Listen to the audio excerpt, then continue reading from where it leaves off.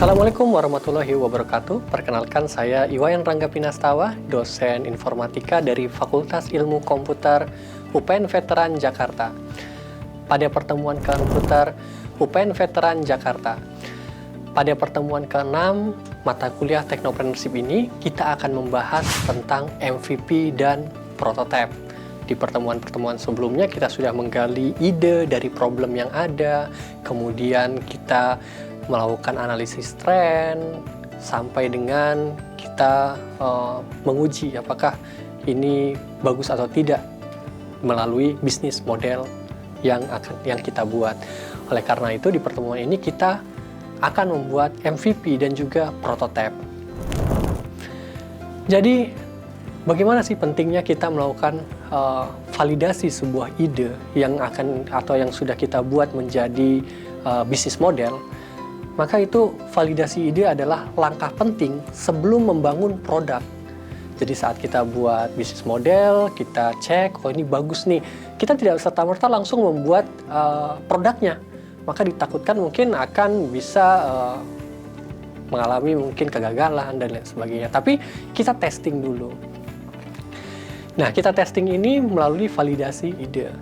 Tanpa validasi, produk tidak dibutuhkan, fitur tidak relevan, waktu dan biaya terbuang, seperti itu. Nah, karena itu perlu memastikan masalah benar-benar ada, solusi dibutuhkan pengguna. Nah, hal ini kita lakukan melalui MVP dan prototyping untuk menguji ide secara tepat. Validasi ide ini memastikan produk yang dibuat sesuai kebutuhan pengguna sebelum dikembangkan lebih lanjut menjadi produk yang stable. Konsep dasar MVP sendiri adalah minimum viable product, yang mana ini produk dengan fitur minim, tapi sudah bisa memberikan nilai ke pengguna dan digunakan untuk uji ide ke pasar. Jadi tujuan MVP ini menguji ide, apakah ide benar-benar dibutuhkan, terus mengurangi resiko, menghindari membuat produk yang tidak laku kayak gitu. Kemudian mendapatkan feedback awal baik user untuk pengembangan selanjutnya, dari user untuk pengembangan selanjutnya, seperti itu. Hal penting tentang MVP yang harus kita ketahui adalah MVP ini bukan produk setengah jadi, bukan asal jadi, tapi produk sederhana yang jadi tapi bernilai. Fokus pada fitur intinya saja. Jadi MVP itu bukan setengah jadi ya, tapi sudah jadi, tapi versi sederhana. Kita tidak perlu membuat keseluruhan fitur itu jadi, tapi poin intinya saja. Versi sederhana yang bisa digunakan dan memberikan nilai. Tujuan MVP menguji ide, mengurangi resiko, mendapatkan feedback awal. Ini adalah cara tercepat untuk menguji ide dengan risiko minimum. Kemudian, apa itu prototyping? Kalau prototyping adalah proses membuat rancangan awal, baik itu model atau simulasi dari suatu produk sebelum benar-benar dikembangkan. Jadi dari ide ini jadi sesuatu yang bisa dilihat. Fungsi prototyping sendiri itu visualisasi dari produk, simulasi sebelum development, kemudian komunikasi ide. Prototyping ini membantu mengubah ide menjadi bentuk visual yang dapat diuji sebelum dikembangkan menjadi produk nyata. Jenis prototyping sendiri ada low fidelity dan ada high fidelity. Di mana low fidelity di sini adalah sketsa, kemudian wireframe. Ini cepat dan murah untuk dibuat. Berbeda dengan high fidelity, di sini sudah cukup bagus ya. Ada UI UX-nya, bersifat interaktif, bisa digunakan juga. Mendekati produk asli.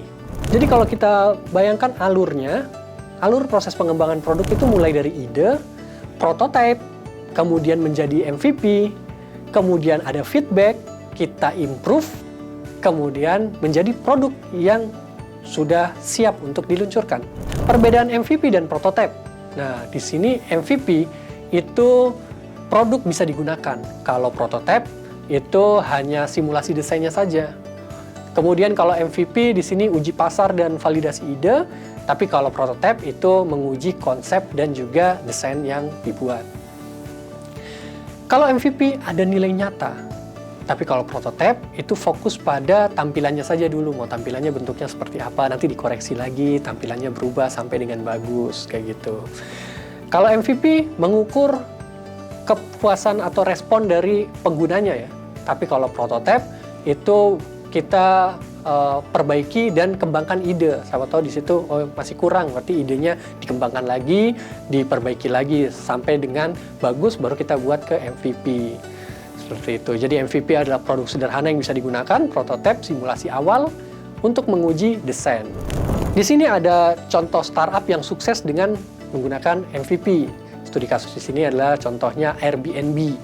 Di Airbnb ini dia hanya membuat website sederhana. Jadi divalidasi dulu, adakah orang yang mau menyewa di kamar yang dia miliki, kayak gitu. Ternyata ada nih yang menyewa, berarti idenya dia itu walaupun sederhananya seperti itu, tapi tervalidasi, ada yang mendaftar seperti itu.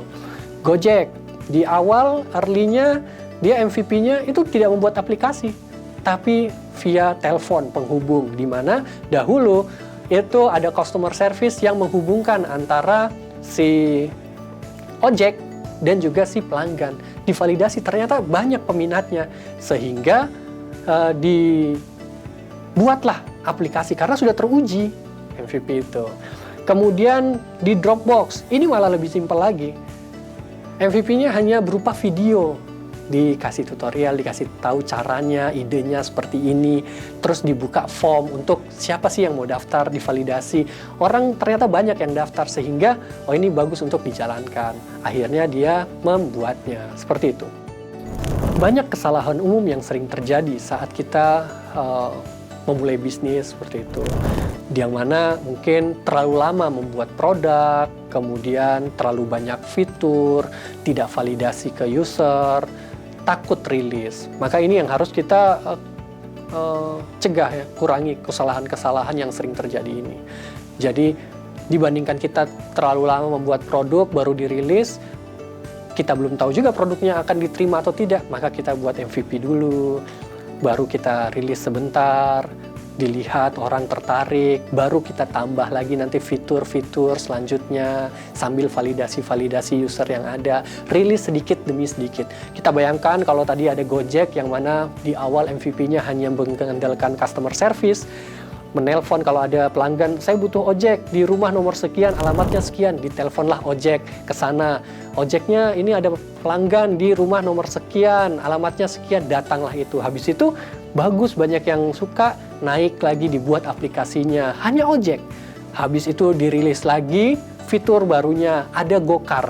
Dirilis lagi ada fitur, ada GoFood, GoSend, dan itu semua tidak terjadi satu kali langsung semua.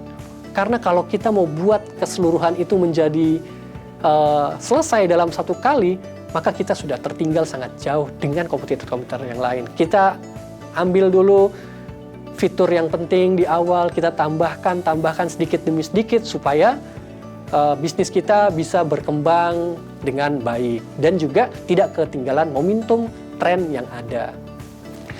Mungkin cukup sekian informasi yang dapat saya berikan terkait dengan mata kuliah Technopreneurship pertemuan ke-6 ini tentang minimum viable product dan juga prototype. Semoga penjelasan materi ini dapat dipahami serta bisa menjadi wawasan yang baru buat penonton atau teman-teman sekalian.